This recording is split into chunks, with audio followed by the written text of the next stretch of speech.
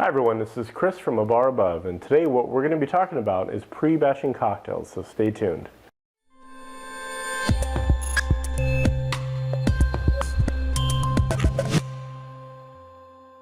So pre-batch cocktails are exactly as they sound. You're doing a lot of the work beforehand by combining as many ingredients as possible.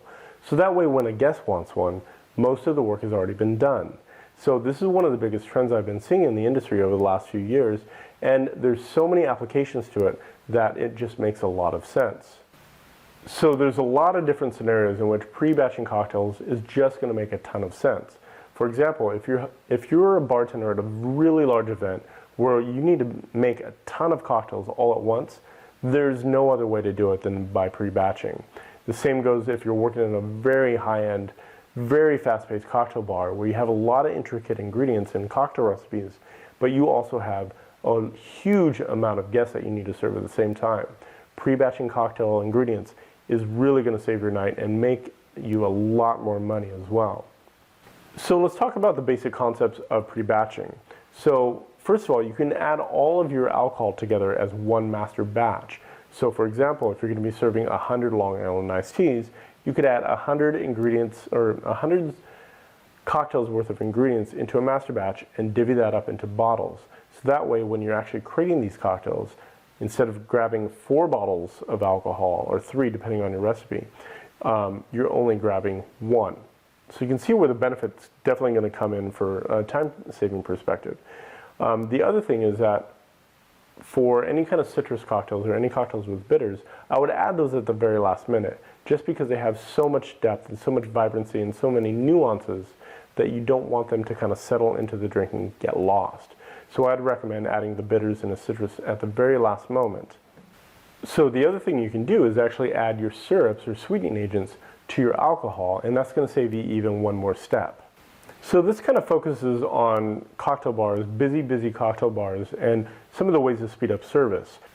So the concept of pre-batching will definitely work for large events as well. So with some of the large events that I've done in the past, how I've utilized this and how I've prepared for them is to put all my alcohol together as one big batch, add my syrup to that batch as well, and then I have small containers of my citrus juice if I'm using it, and my bitters as well. So this is what I take with me to the event.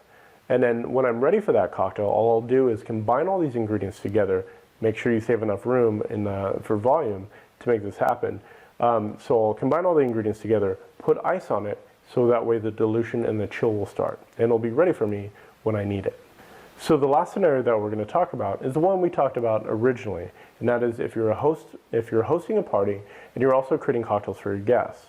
Now the beautiful thing about this is you can actually do all of the work ahead of time with a little extra work on your end. So typically a cocktail is going to be 20 to 30% water through the dilution and the chilling process. So just keep that in mind when you're batching out large cocktails.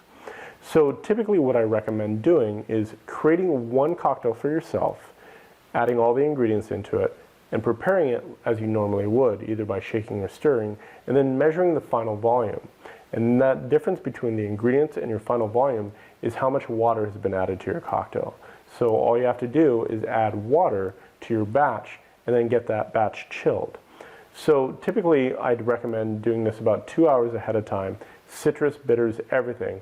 Get everything done and then put them into smaller containers, like maybe smaller bottles, and then putting those bottles on ice. And that's going to get it to the proper temperature for serving. So then when you're ready for them or when you need them, all you have to do is open a bottle and pour them to your guests, or your guests can do it for themselves, which is even better. Kind of gets them interactive, with kind of the cocktail process and all that. So there you have it. I hope you guys found this interesting, and we'll definitely have some more techniques in the future because that's kind of what we do. But we'll have them for you very shortly. And until then, I hope you guys have a great shift, and cheers. If you enjoyed this video, subscribe to our YouTube channel, find us on Google+, or visit us at abarabove.com.